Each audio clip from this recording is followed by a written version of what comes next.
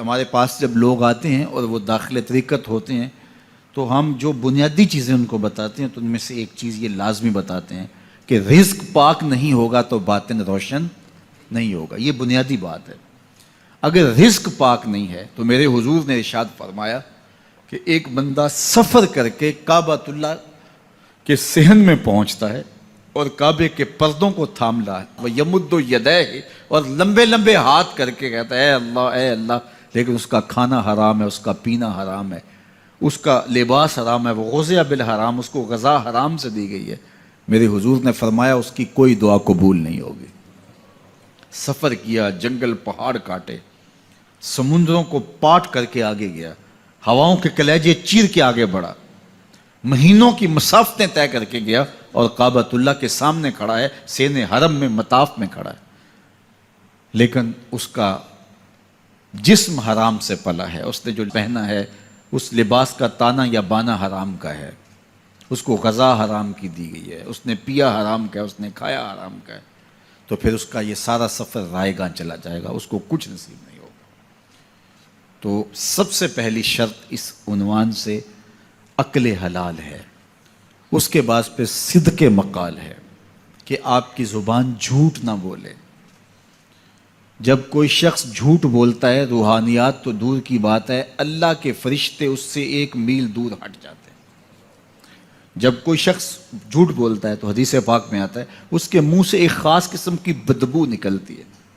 اس بدبو کو ہم نہیں سونگھ پاتے لیکن فرشتے سونگھ لیتے ہیں, چونکہ فرشتے انتہائی حساس مخلوق ہے, اور وہ جھوٹ کی وجہ سے نکلنے والی بدبو کو سونگھتے ہیں. اللہ نے حضرت امام اعظم امام ابو حنیفہ رضی اللہ تعالیٰ عنہ کو یہ بصیرت عطا کی تھی اور یہ باطنی نظر بخشی تھی کہ جب کوئی شخص وضو کرتا تھا تو اس کے وضو کے پانی سے پہچان لیتے تھے کہ یہ کس گناہ کا مجرم ہے.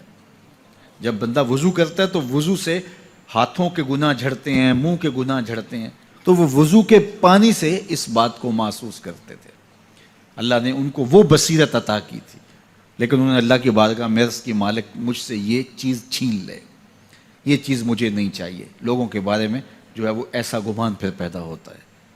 تو فرشتوں کو اللہ نے وہ حساس جو ہے وہ پاکیزہ وجود دیا, اور ان کی حس ایسی ہے کہ وہ بدبو جو انسان بولتا ہے اور لفظوں سے جو اثرات نکلتے ہیں وہ محسوس کرتے ہیں. تو جب کوئی شخص جھوٹ بولتا ہے تو اس کے جسم سے, اس کی زبان سے جھوٹ کے ساتھ بدبو نکلتی ہے. اللہ کے فرشتے 1 میل دور تک پیچھے ہٹ جاتے ہیں.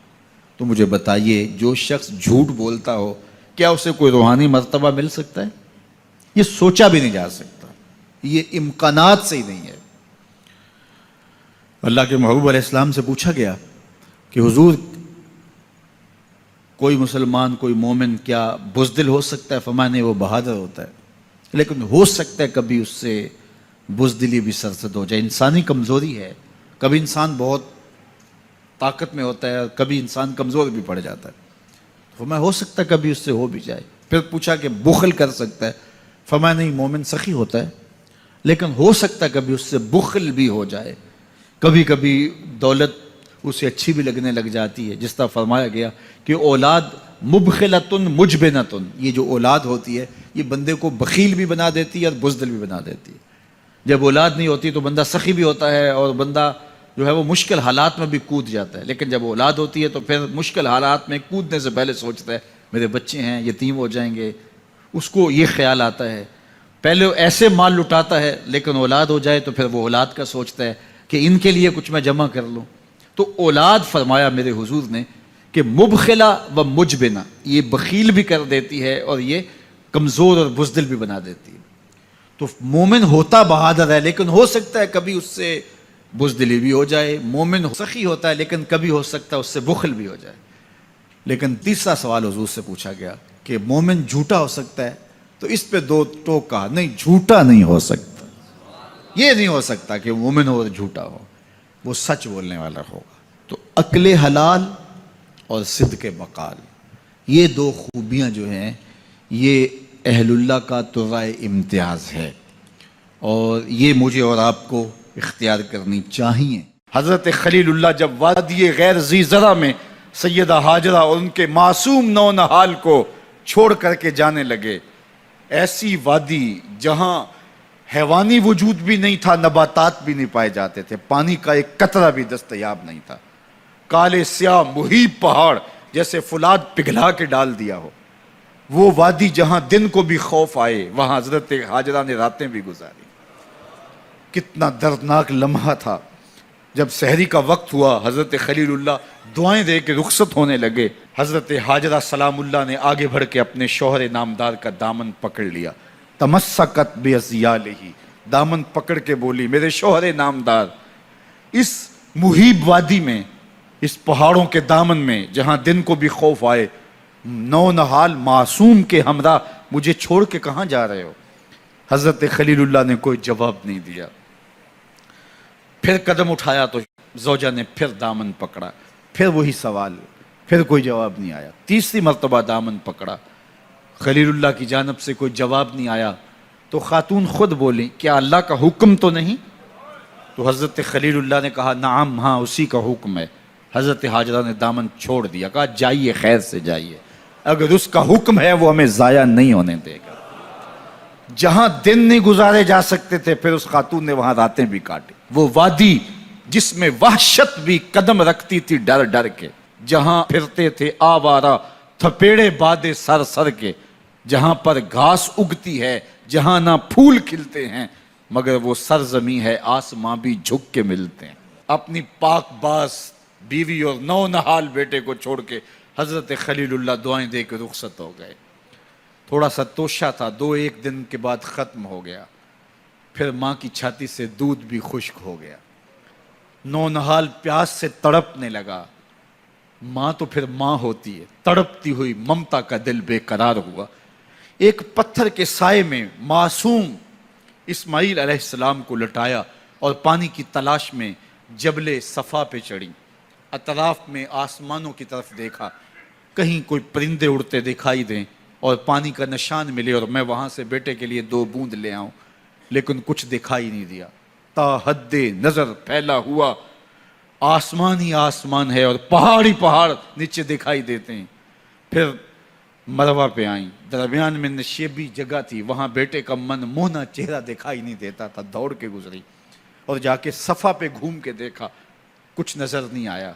ادھر بھی دیکھ لیا، ادھر بھی دیکھ لیا، لیکن ماں تھی۔ پھر دوبارہ صفا پہ آئی، صفا پہ دیکھا، کچھ دکھائی نہیں دیا۔ پھر تڑپ کے مروہ پہ آئیں، وہاں پھر دیکھا، کچھ دکھائی نہیں دیا۔ پھر صفا پہ آئی، کبھی صفا پہ کبھی مروہ پہ، تڑپتی ہوئی ماں کی ممتا، بے قرار دل، ادھر پانی کی پیاس سے تڑپتا ہوا معصوم اسماعیل پتھر کی اوٹ میں، درمیان سے ماں گزرتی ہے تو بھاگ کے گزرتی ہے کہ بیٹے کا من مونا چہرہ بھی نگاہوں کے سامنے رہے۔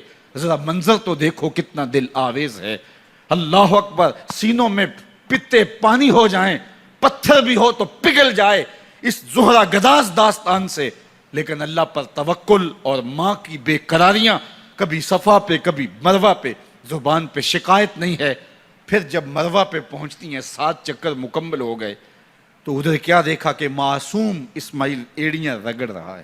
ماں کا دل ڈولنے لگا کہ بیٹا آخری لمحوں میں دوڑی کہ بیٹے کو جا کے اپنی چھاتی سے چمٹاؤں، ہو سکتا ہے 2 قطرے دودھ کے اس کی زندگی کی آس بندھا دیں۔ تو ماں دوڑتی ہوئی آئی، لیکن جب قریب آئی تو منظر بدلا ہوا تھا۔ معصوم کی ایڑیوں کے رگڑنے سے تازہ چشمہ پھوٹ رہا ہے، پانی ہے کہ بے قابو ہونا چاہ رہا ہے۔ آگے بڑھی، جلدی جلدی مٹی کی منڈھیری کرتے ہوئے کہا زم زم، رک جا رک جا۔ اللہ اکبر۔ ہاجرہ سلام اللہ علیہا نے حضرت اسماعیل کی محبت اور اپنے رب پر توکل کی انوکھی اور البیلی داستان رقم کی۔ کہا ہاجرہ تو نے بھی حد کر دی، لیکن قیامت تک تیری راہوں کو بھی جلوہ گاہ بنا دیں گے۔ یہاں نبی بھی دوڑیں گے، ولی بھی دوڑیں گے، غوث بھی دوڑیں گے، کتب اور ابدال بھی دوڑیں گے، شہنشاہ بھی دوڑیں گے، کج کلا بھی دوڑیں گے۔ یہ دوڑنا ہم عبادت بنا دیں گے، حتیٰ کہ امام الانبیاء بھی ان راہوں کی سائی کرتے رہے۔ عجیب رنگ، عجیب منظر اور عجیب کیف کا عالم۔ اچھا، یہاں رک کے ایک بات کرنا چاہوں گا، اگر آپ کی توجہ ہو، جہاں حضرت ہاجرہ دوڑیں اور ان کے مبارک قدم وہاں لگے اور لگ کے ہٹ گئے، عارضی نسبت ہے، مستقل نسبت نہیں ہے۔ جہاں ان کے قدم لگ کے ہٹ گئے وہ جگہ تو جلوہ گاہ بن گئی، اور جہاں حضور خود جلوہ فرما ہیں وہ گنبد خضرا جلوہ گاہ کیوں نہیں ہو سکتا ہے؟ اب یہ پانی جہاں حضرت اسماعیل کے قدم لگے، یہ پانی دنیا کا عظیم ترین پانی ہے، اور پھر اس کا پروٹوکول یہ ہے اس کو کھڑے ہو کے پیا جاتا ہے۔ یار یہاں بھی رک کے ایک بات کہہ دوں، حضرت اسماعیل کے قدموں کو چھونے والے پانی کا پروٹوکول ہے کہ اس کے لیے کھڑے ہو جائیں، اور حضرت اسماعیل مسجد اقصیٰ میں جس کے پیچھے کھڑے ہو کے نماز پڑھتے ہیں اس امام کے لیے کھڑے ہو کے مصطفیٰ جان رحمت پہ لاکھوں سلام پڑھ لیں تو اس میں شرک کہاں سے آ جائے گا؟ تو یہ تکریم ہے، یہ عزت ہے اس پانی کی کہ اس نے حضرت ذبیح اللہ کے قدم چھوئے ہیں۔ تو یہ سارا حج اللہ اکبر ہمیں ہمارے ماضی سے جوڑتا ہے۔